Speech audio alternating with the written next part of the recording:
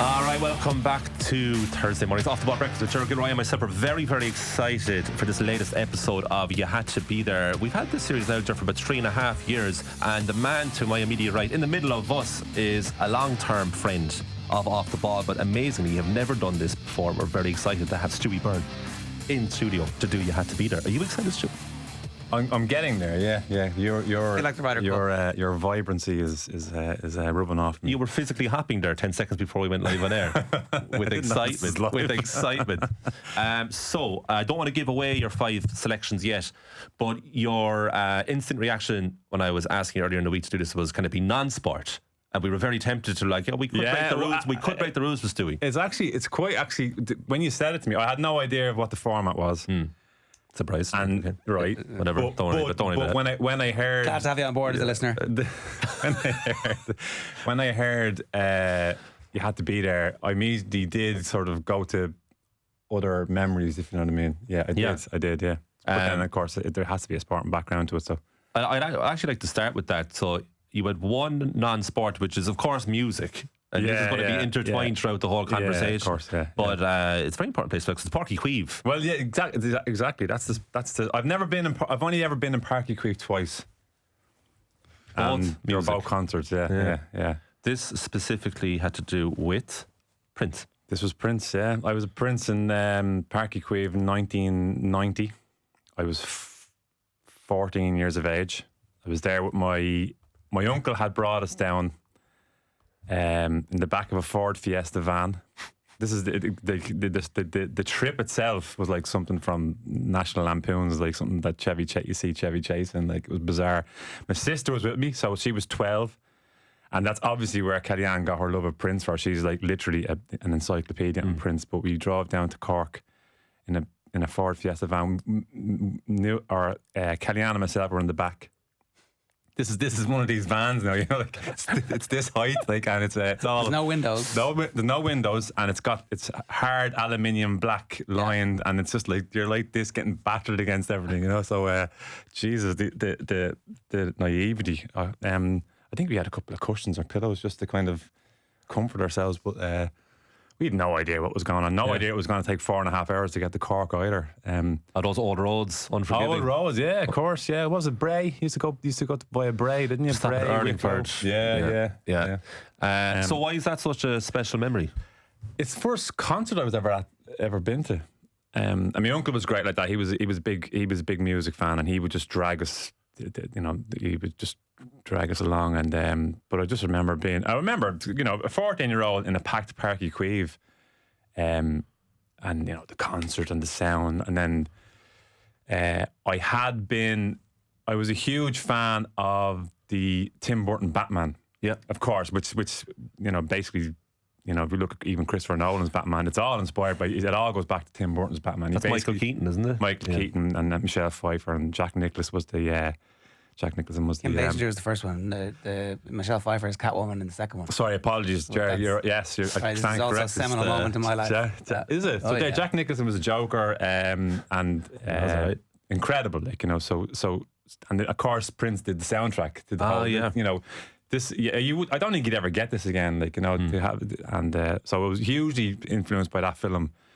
And then, of course, you go to see Prince, and the opening song is "I've Seen the Future," and it's from the Batman film, and it's just you're just gone into a different world. Like. So, from my point of view, I'm a young boy, 14, love Batman, and then here's the guy that's done the whole soundtrack. But of course, when you kind of listen to all the rest of the songs, it's just he's a musical genius. You know, he really is. Like, you know, and I remember when Prince died, actually. I remember not feeling sad, believe it or not, because I think for people like that, you know, Prince, Bowie, the rest of them, they died at the same time.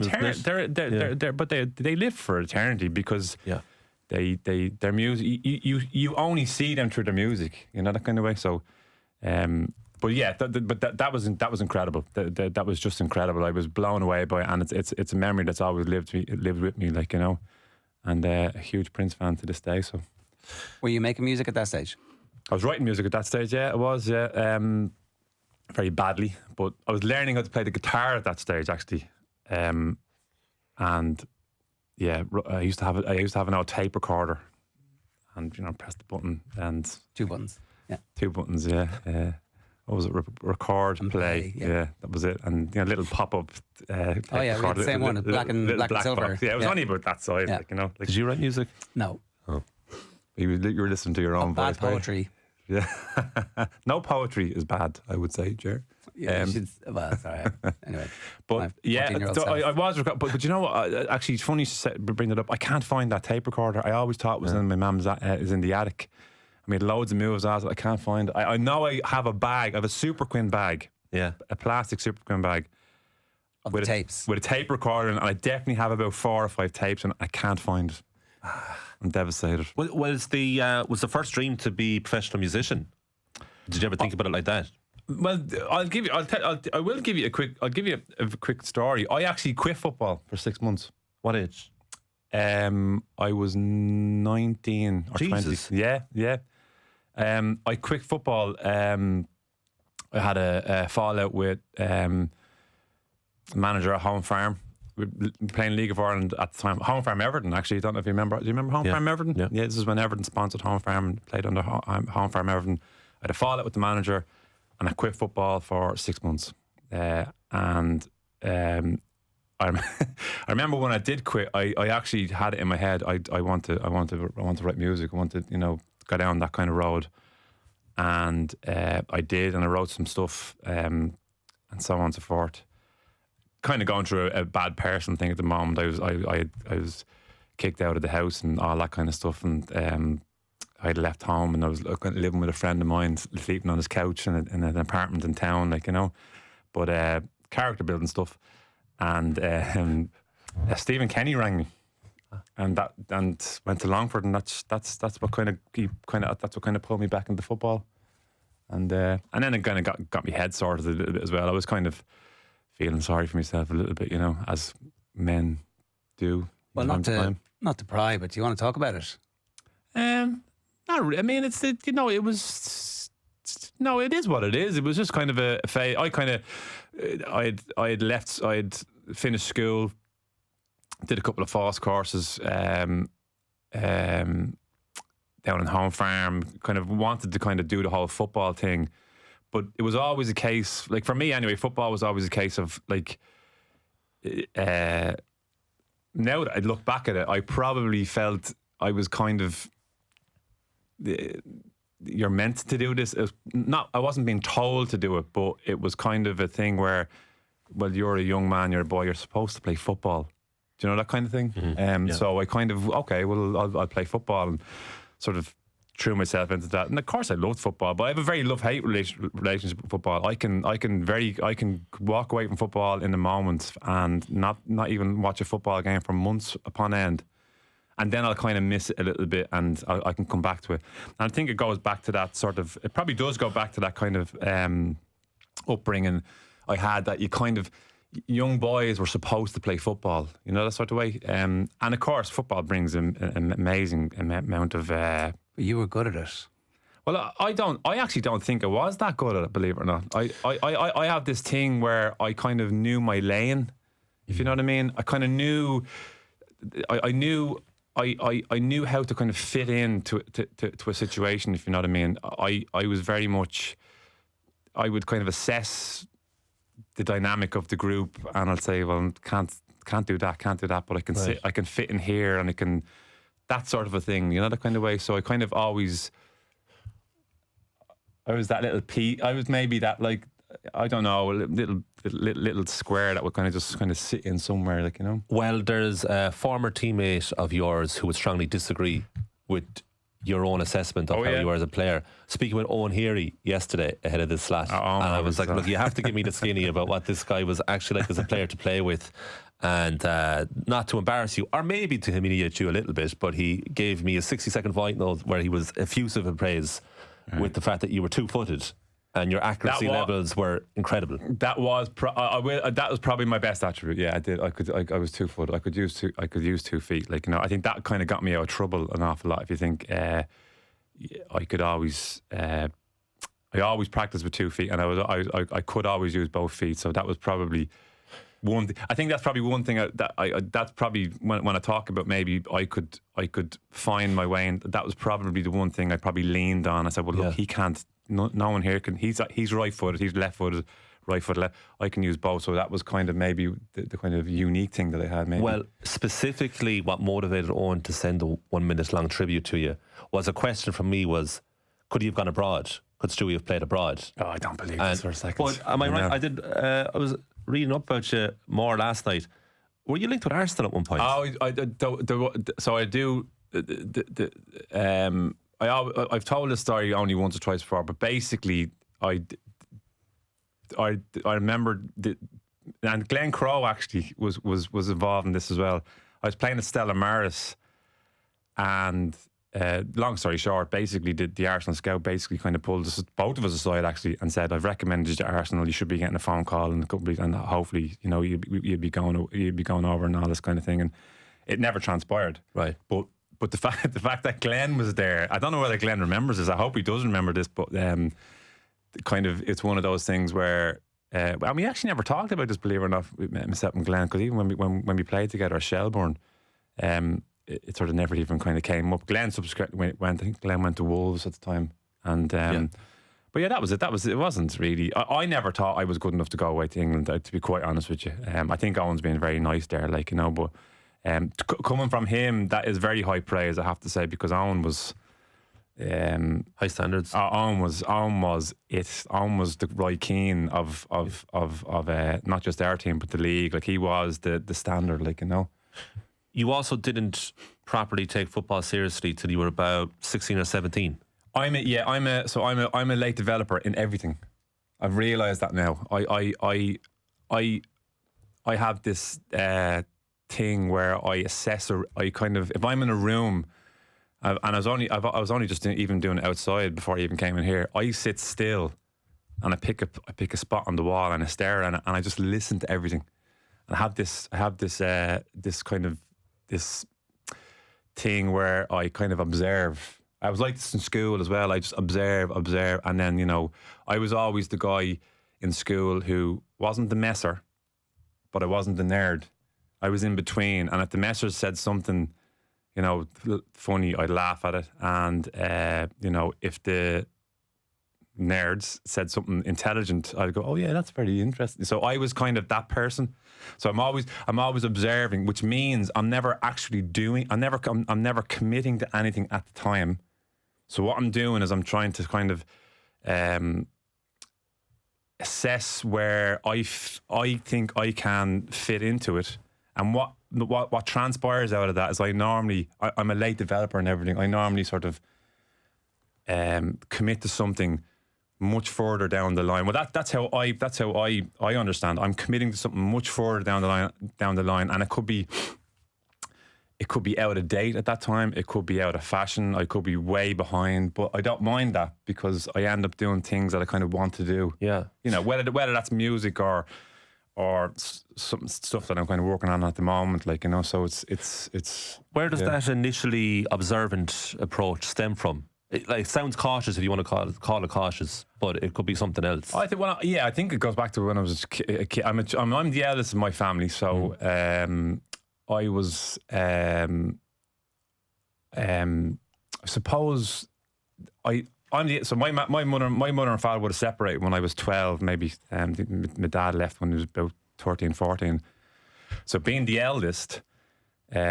This feels like an intervention, but I actually don't mind it. Being the eldest, I hope people aren't bored either.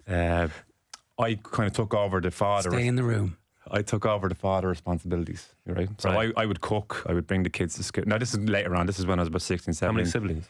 I have 2 sisters and one younger brother. They're all younger. So I bring my younger brother to school on the bike. I used to bring. When I left school, I'd bring my younger brother to school. And you see them all the time now, but the bikes that have the baby seat on the back. I'd bring my little brother to school. I don't want to think about it now. I'd be like, oh my God, what must people have taught? Is it? But I was one of them. I mean, my younger brother had cerebral palsy as well, very mild cerebral palsy, because he played football for the Irish team, the cerebral palsy team. Had mild cerebral palsy on his down his right hand side, right leg, right foot. So I used to bring him to the CRC in Clontarf, and he'd go through his rehab and all that kind of stuff. So basically, I kind of lost out a little bit on the whole the stuff you're supposed to be doing at 15, 16-year-olds. So, everyone's going out, and mates were all going out, and they were starting to drink and all this kind of stuff. And I was at home, just and I liked that. I don't think that was something that was put on me. I think I actually chose it in the end, believe it or not. I'd sit at home, I'd watch movies, this kind of thing, and didn't drink. And then, of course, as time goes on, you become 17, 18, you're kind of saying to yourself, you kind of really need to get involved here. Like you're falling behind a little bit, which actually did happen. So I'd become the dedicated driver. I'd go out, but I wouldn't drink. I'd be bringing people everywhere and all this kind of stuff. And then it kind of got to a stage where I was at, 19 years of age, kind of going, nothing's happening here. So I'm kind of stuck in a bit of a rut, actually. And people are going to college and getting on, so I kind of got me stuff together, and went and did an architectural. Went down to the old school. Career guidance teacher. I said, "You need to do something." He said, "You're in luck." He said, "You're very lucky you came to see me, because the application's closed in a couple of days." Went to Closhida, did an architectural course in Closhida, and then went on from there. It's funny because when you read about a young Irish guy who's very talented at football, and it's revealed later, I never really took it seriously till I was 16 or 17. The mind initially goes to, well, you were just having a good time with your buddies and you were out boozing and whatever teenagers do, and you didn't take it too seriously. But in fact, it was really not the case at all for you. You were mature way beyond your years, and you had a sense of responsibility, almost like there was no time for football, which people would describe in their 30s, not their teens. It was kind of like that. Yeah, it kind of was like that. It was. Now, because I had that sort of I had that sense of responsibility at a young age, and because I wasn't going out at 16 to the pubs, or 15 to the pubs and all that kind of thing, I would have to replace that with something, because you can't just sit at home and stare at the walls all day. So I would I'd be going for runs every night, or I would go out to Poppentry Park. Poppentry Park was right at the back of me, so I'd climb over the back wall and I'd just run up and down the pitch. I actually, the more I think about this, I'd run up and down the pitch, crossing the ball to nobody for hours. Bizarre, and of course, I'd shoot at a goal which had no nets. And this kind of thing where you'd hit a strike at a goal, it would go through and go on for miles. I'd have to run after the ball, come back. Sometimes you'd be kind of hoping you'd hit the bar and come back. So it was all this kind of just and I've heard this since, actually. Remember, I think I heard Jason Bateman saying this recently, actually, and that this thing that kids need to learn how to just sit on their own for an hour or 2 hours. Do you remember this? Do you remember when you were younger, you go to the doctors? I don't know, you maybe might be too young, Jared, would remember this, but you'd be sitting for 2 hours in the doctor's room, looking at Ireland's Own magazine or whatever, and you'd just be kind of just. And there's actually you can get an awful lot out of that, because you learn how to sort of, I suppose, think and imagine. You learn how to kind of. Through that process, you get you can think very negatively about things, but then through that process, you learn how to deal with those negative thoughts or anything. You learn how to kind of structure the things that are coming into your head. You suddenly learn how to, I suppose, deal with your thoughts a little bit. Through the process of just. Sitting there and listening to all the negativity, and then out of that, I do believe comes positivity. Yeah. Now it mightn't be the most efficient way to do it, but it's a very important skill to have. I do think I still to this day do this. I was actually only even doing it earlier. I mean, I often anytime I'm ever stuck in a a cafe or even outside or whatever, in a situation where you kind of have to sit around for 20, 30 minutes. The kind of natural thing for people to do now is to take their phone out and just stare. I try not to do that. I don't do that anymore. Well, not that I ever did. I just kind of sit there and I kind of go, you know, I'm just going to sit and stare at the wall or whatever, and I'll just let something come into my head. What are you thinking about? It could be anything. It could be like last night I was in, I'm at that age now where my son is 23. He's gone through college. He's got himself a job now, and he's treating his dad to a few things, like, you know. So he brought me to see There Will Be Blood in the Lighthouse Cinema. Oh, all right. And on week.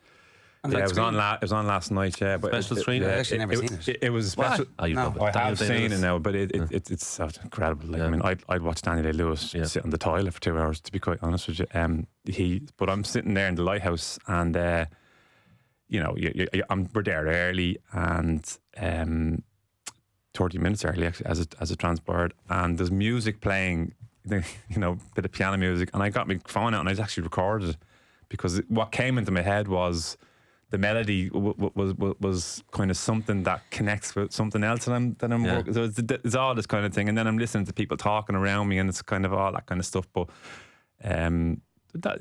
just anything creative, to be quite honest with you. Anything creative.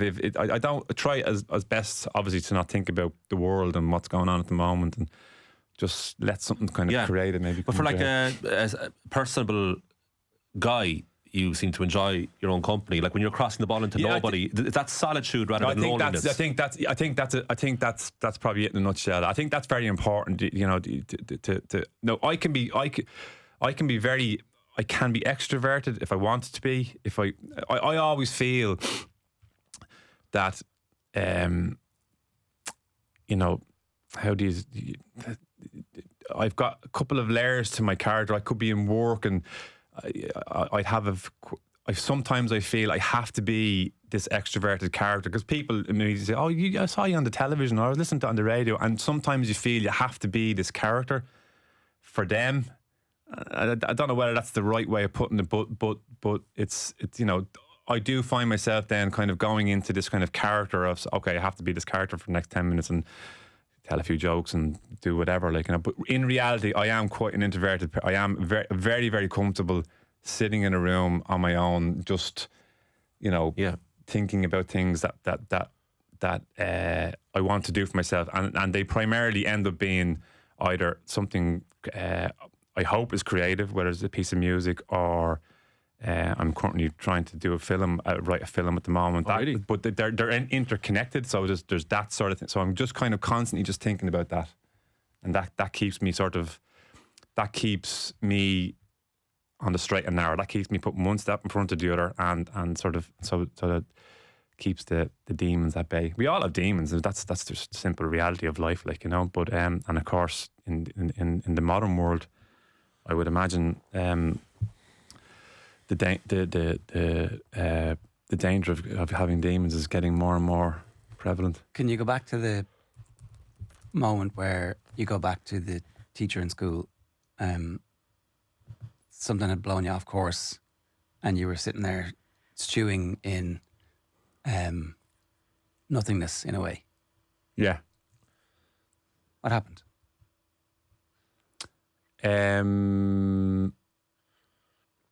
I actually, do you know, I think I have a particular memory of when I kind of said, "Oh, I need to. This is not good."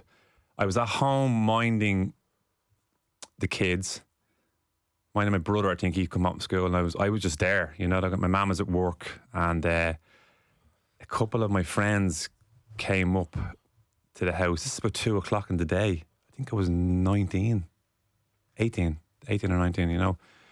And I think they had the day off work or day off college, like, you know, and they brought up a videotape of Happy Gilmore, right? So we're watching Happy Gilmore at 2 o'clock in the day, and I'm looking at this guy, looking at this guy, and they're in college, and they're kind of just shooting the breeze, like, you know, they're just kind of taking a couple of hours out, and I'm looking and going, this is what it's come to. I'm in trouble here. Like, you know, this is like, you know, I'm watching Happy Gilmore at 2:30 during the day and not really nothing else to do. Like, you know, so I had a bit of a kind of a realization at that moment. I need to get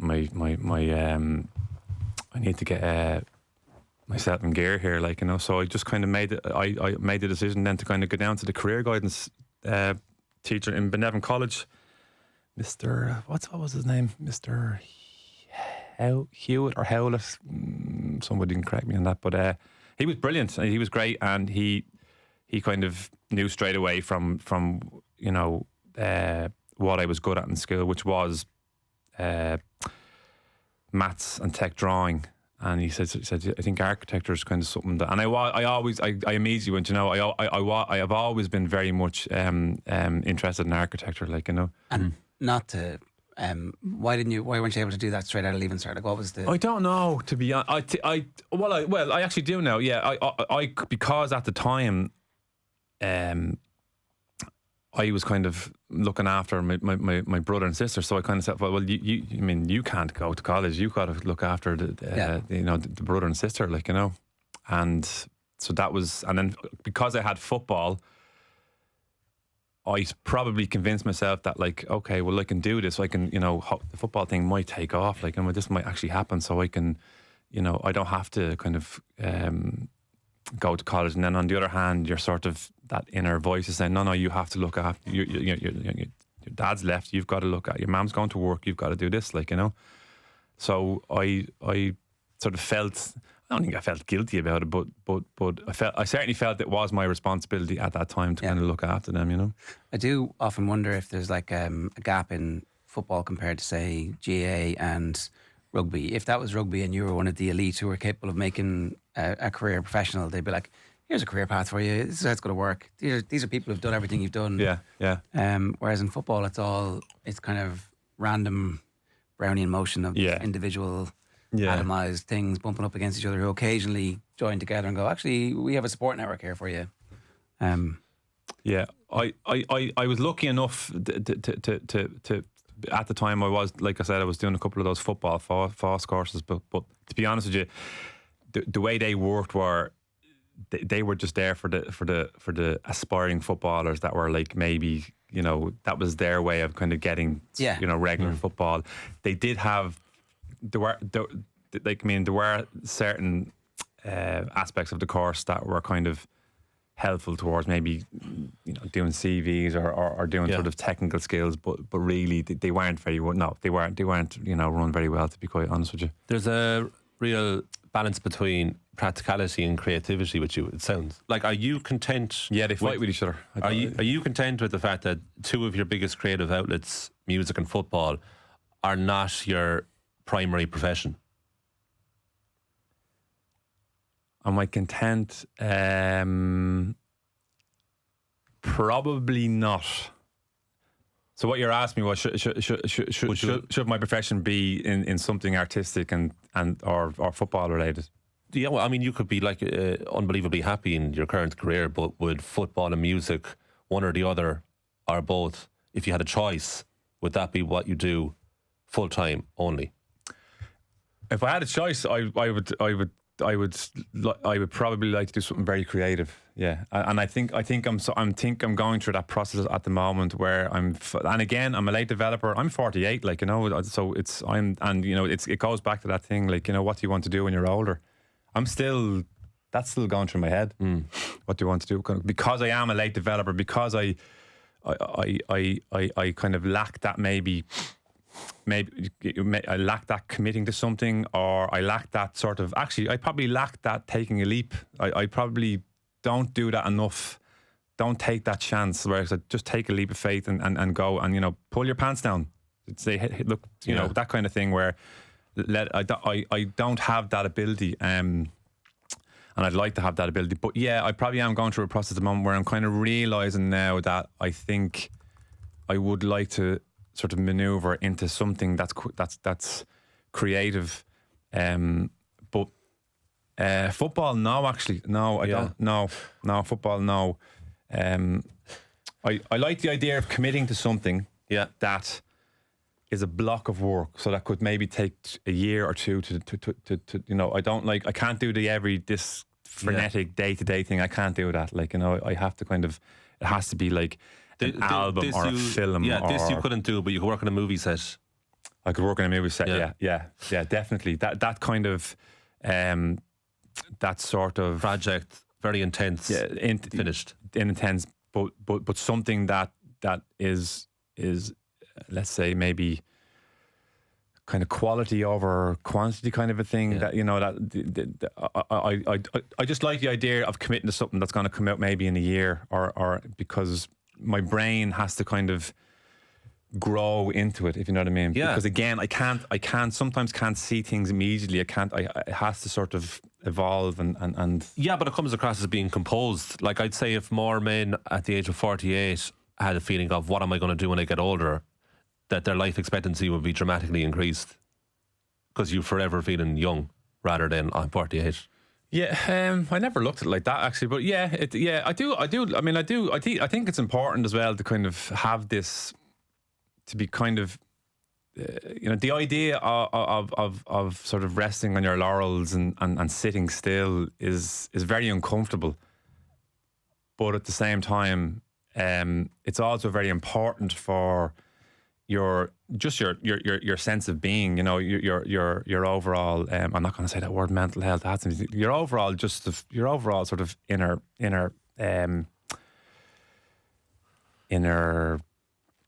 sense, really.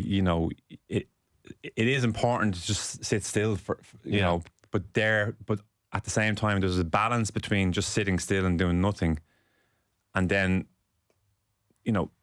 making yourself a little bit uncomfortable. Like I tend to do these things because it makes me uncomfortable. Right. And I don't mean that in a negative sense. I actually think it's important to do it. It's important to do it. I'm walking up here and I'm kind of on edge, and no, I'm not on edge. I'm very comfortable in here because I'm comfortable with you guys. But I know that I'd probably, if I listened to myself, I would probably just kind of go and do something else. But I've learned how to kind of make myself do things that might just take me a little bit out of my comfort zone, And again, when even as I'm talking now, I don't know who's listening to this and who's interested.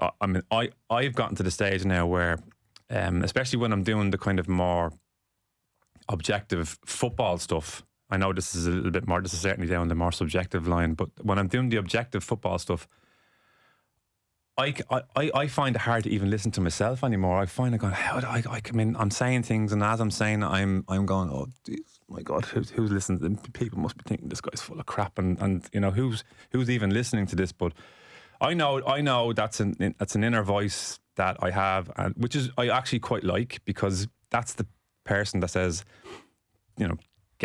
get going, or get up, or don't do this, get yourself, a little slap in the face, or whatever the case may be.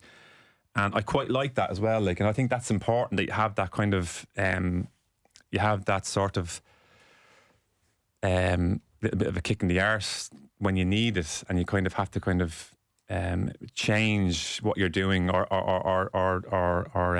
try to kind of maybe do better at something else, Yeah. Yeah, like the comfort zone's very comfortable, but there's not much adrenaline to get from it. Yeah, maybe it could be that as well.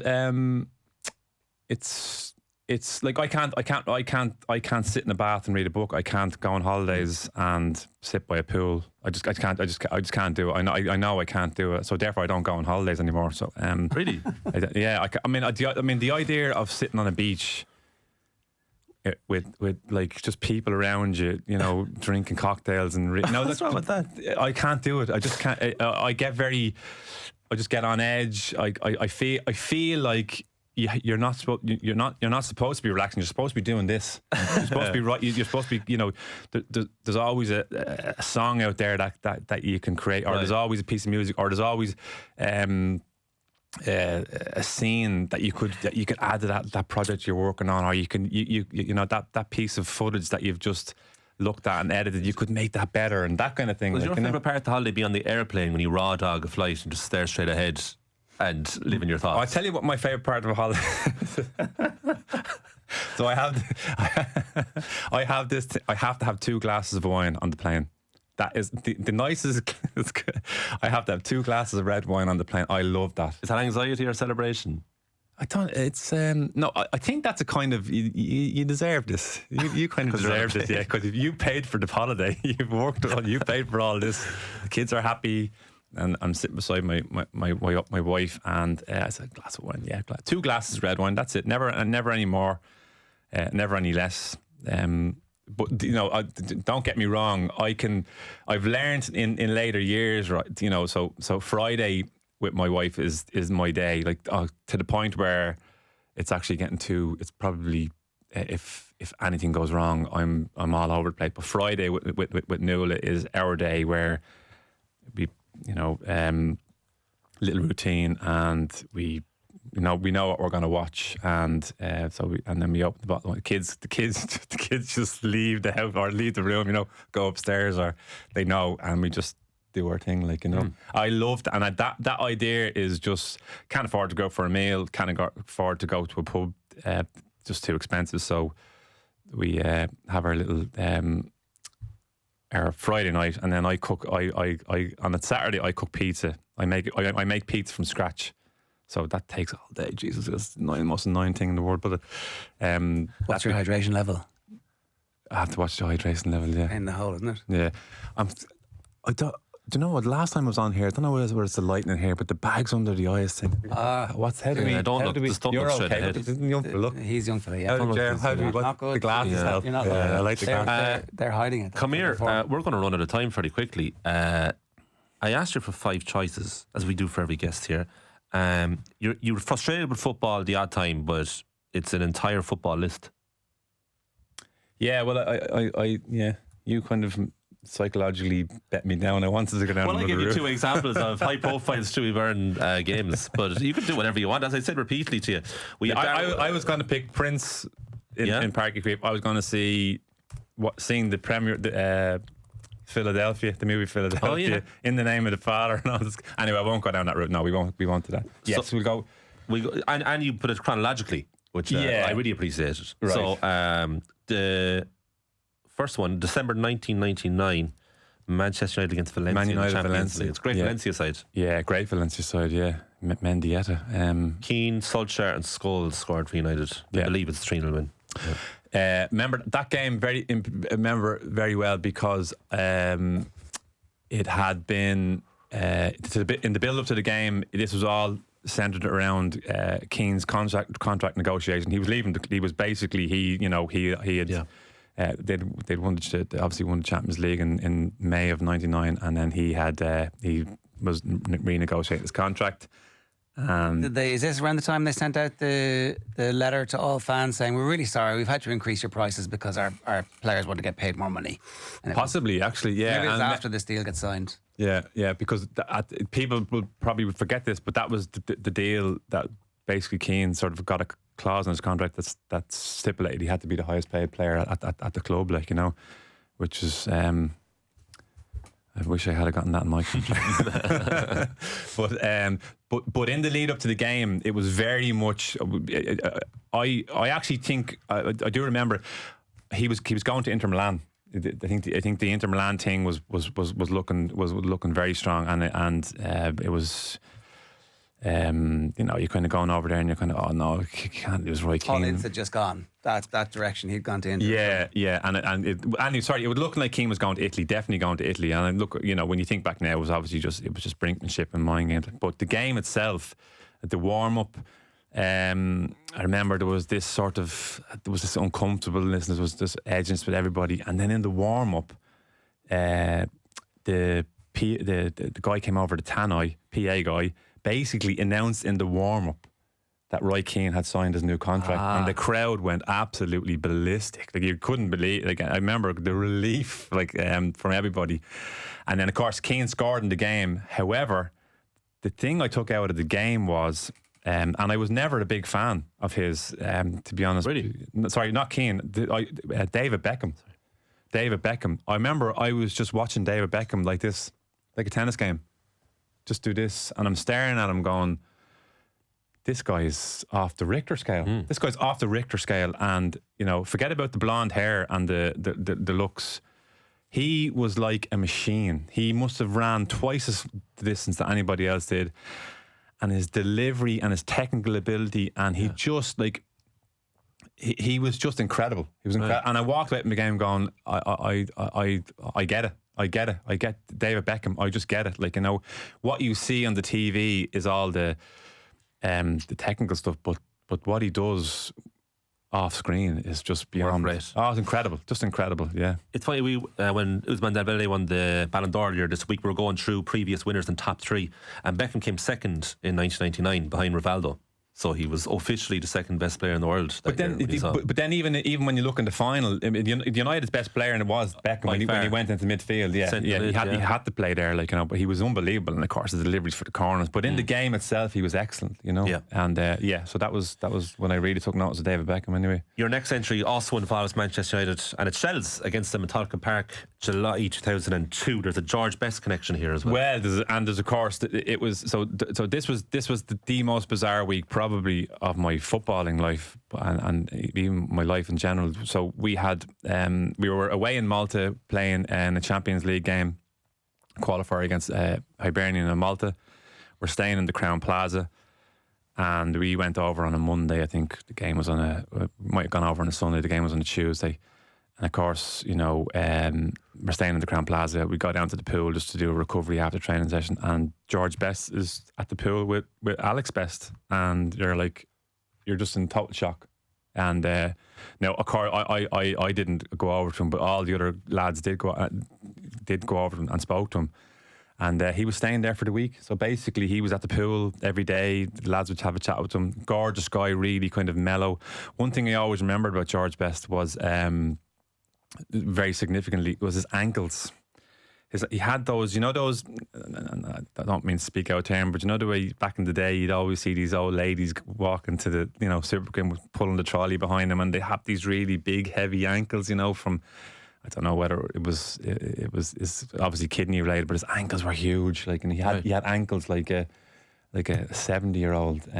Obviously from the kidneys had broken down. But anyway, he was in the hotel recovering from his first kidney transplant. I was wondering in the timeline right about that. And he looked well. He was very jaundiced, but he did look good, if you know what I mean. And I think he was a friend of the owner. I think he could just. At that time, I think I'm right in saying he was very prominent in media. I think he was part of the Soccer Saturday crew. Yes, that is true. Then. Yeah, absolutely. And you kind of got a sense that he was getting on top of it, really. And then Alex Best was there with him, and she was obviously looking after him. But it was amazing. And I actually didn't speak to him because I was too afraid to go over to him. Yeah. But the fact that he was there, it was just there's George. It's like George Best, probably the greatest talent in football if you ever look back at the stuff. But that week, I actually scored in the game, but that was my first Champions League goal. And then we came home on the Friday because we had a problem with delays, and we're told on the Friday United have agreed to play a friendly with us on the Saturday. Stop. Yeah. And so this was Roy Keane's first game after Saipan. So what had happened was Keane, this was only 4 weeks later, and we're like going, this is crazy, this is just ridiculous, So the attention around the game it was off the Richter scale, and of course it was. You're in the tunnel and you're walking out in front of Roy Keane, and you're just looking at him, and that was when I seen Keane in he was my height, but he was like that. He was just like a thoroughbred racehorse. That was when he had gone through the whole re-diet thing, and he was just incredible. And Varane was playing Ruud van Nistelrooy. I mean, I'm playing in midfield. There's a picture of you and Varane. I'm just chasing together. shadows. I'm not lying to you. I was just chasing shadows, and everything they did was Orlan, Laurent Blanc. Everything Hearn shows up. Bartes was in goal, Solskjaer. Chasing shadows, I thought was about that. What's that like? I remember they caught me in a kind of a triangle. Keane, Varane, and I can't remember who else. And they were just doing one. Varane everything was one touch. Literally, he just didn't touch the ball twice. was crazy, just off the rip. He had just signed for United. He was a world record fee. I think it was 16, 17 million pounds at the time. It ended up being a flop. That was halfway through his time, actually. It didn't work out, that whole thing. But these guys in the flesh were just. What was it about? It was the one touch for Varane. Was it their sense of space and creating? Oh yeah. They just everything was like they were just 3 moves ahead of you. You know, really? like brilliant chess players. Like, you know, but also I think their physicality was very impressive. You know, Keane was thinner than me, but could move quicker, or you know, and so I kind of that my big takeaway from that was you got to get your body fat right quick straight away, like, you know. So do you subconsciously or consciously try to play a bit like Roy Keane then in training and try to develop some of the things that you saw up close? I remember there used to be this thing with younger aspiring players. They used to try to run like him. Keane had a very distinctive run. He kind of run like this with his elbows tucked in here. And I remember looking at fellas trying to run like him, going, no. But not necessarily. But yeah, we had similar attributes in that. You know, we were kind of. I was a box-to-box midfielder and ended up being a sit midfielder. But yeah, did you have an expectation of going into the game versus what it was afterwards, or was it roughly aligned? You expected the team to be this good. I didn't expect them to be that good, right? And they're only in cruise control. Like that's they were in absolute cruise control, and I just didn't expect them to be that good. But it was a wonderful experience, and of course you come away from those games going, you need to get better quick and a lot better. So it was only announced the day before. Yeah, we only found it in the airport when we were flying home. Yeah, that was Ollie Bourne. Ollie Bourne was just a master at that stuff. Like, you know, he phone called Alex Ferguson. Alex, we need a few bob, and yeah, no problem. And Alex would go, I need a few bobs. Who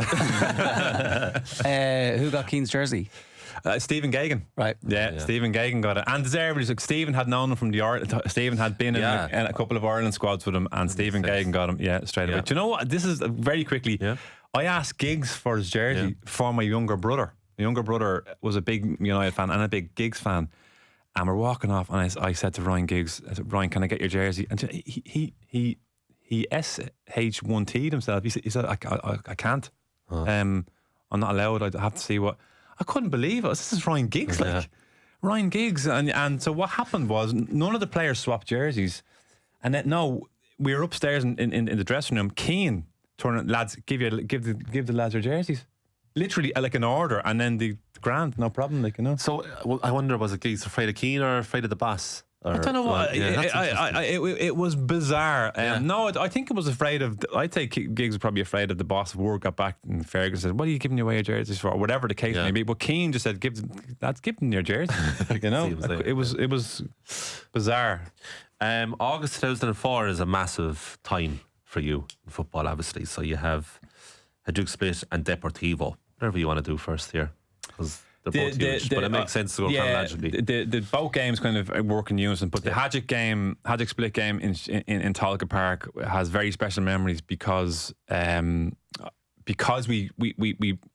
obviously won the game, and we became the first Irish team to progress past the second qualifying round. So in other words, became the first Irish team to qualify for the third qualifying round. No team had ever done that, so that was a history breaking thing. But obviously, to do it in the style that we did do it in front of, you know, in packed Tolka Park. I mean, there could have been 15 or 20,000 at it. There was obviously Tolka was 10,000 capacity. I watched the highlights last night. The goal.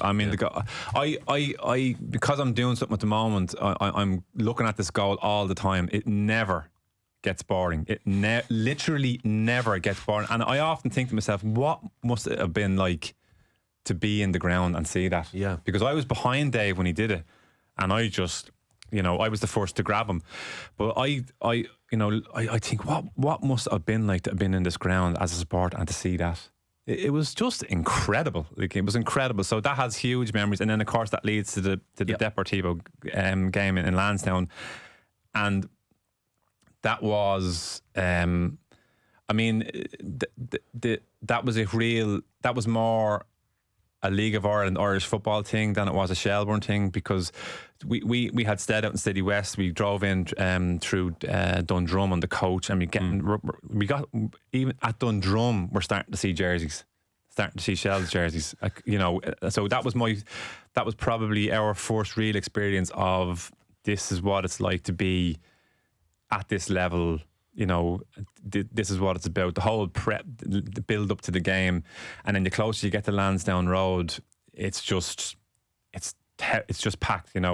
As it will be for an Ireland game. You're on the coach going through, but you're not just seeing Shels jerseys. You're seeing Cork City jerseys. You're seeing Patch jerseys. You're seeing Bows jerseys, and you do realise, God, this is something special. This is kind of, this is not just about us anymore. So I think we all we wanted to do in Lansdowne was get two things: stop them from getting an away goal, to keep the game alive, and to basically get a result, which we did both.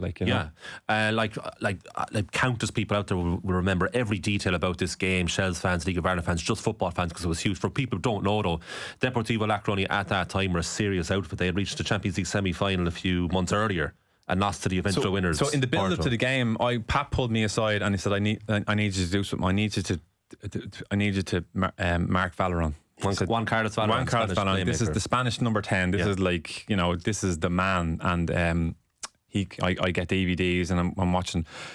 And you're being handed a DVD of a game that happened probably about 6-7 weeks prior, maybe a couple of months prior. And you're looking at Deportivo La Coruña beating AC Milan 4-0 in the and you're going, we're playing these. This is who we're playing. And the Milan team of 04 is like Champions League final. It's a year out. It's crazy. It's crazy. And then of course you watch the Porto game, and in the Porto game, this is the semi-final. It could have gone. It could have went anyway. Coruña could have won the game. Porto win it 1-0. Porto win the competition. Yeah. And you're going, we're playing these literally within 2 months of all of this happening. And I don't know whether that fully came across with everybody. I'd like to think it did. It probably didn't, but it was just, when you look back at it now, it's crazy. Were you nervous, excited, just as you were about to kick off? Do you remember all that feeling? Always nervous, but it was a good nervous. It was that sort of keep your you need to have that. You need to have the butterflies in the belly. You need to be on edge, And the levels again. Talk to us about it. What are you talking here with the Deportivo lads? At the time, it was summer, it was August, and of course I'm being asked to mark Valeron, so all I'm thinking about is him. That's the truth. All I'm thinking, and again it comes back to this: know your lane, what's your job, you got it. And I had to just completely empty my head and say, I have to just shut this fella down. That's it, and of course whenever I get the ball, which I very little did in the game, I just give it to Wezzo, or I give it to Alan Moore or Joseph Duck, because they're the and that's all I did in the game. But I do remember I wore Moldies because it was hard. It was hard. It was at the time it was hard, and it started to rain as we were walking out, and I had this little. I'm not lying to you, I had this little mini panic attack, and I went, I'm in trouble here. And funny you just mentioned Owen. All I could have in my head was Owen. This is walking out to play against Deportivo, starting to rain, and it's a light rain, but the pitch is greasy. I've got Mollies on, and all I can hear in my head is Owen roaring at me at halftime and going, studs. Owen was studs, and I was always a studs guy. Yeah. And I had a little mini panic attack, and then I stood next to Van Valeron. And this guy is like 6'2", the hair was, and I looked at him and he'd Mollies on as well, and I went, okay, just and so therefore I kind of calmed down a little bit. But again, he a little bit like Zidane in that these guys just move. When they move, it's like a dance. It's just so graceful. Yeah. It's just very hard to comprehend, but I think I spent the game just looking at his feet, because if you look here, you don't see the lower half move, that kind of dancer. And I just said, okay, I have to get to half time. I have to kind of just shut this fella down, and then that's all that was in my head for the whole game. Did Wes Hoolahan fit in with that company? Oh, that was the other thing about the game. I spent the game watching Wes Hoolahan going, this guy is this kid's ridiculous. This is ridiculous. So I was fully convinced after the game, we weren't going to see Wes again. Yeah, I was expecting 5 million, 2 million, whatever. I don't know what the going rate at the time was.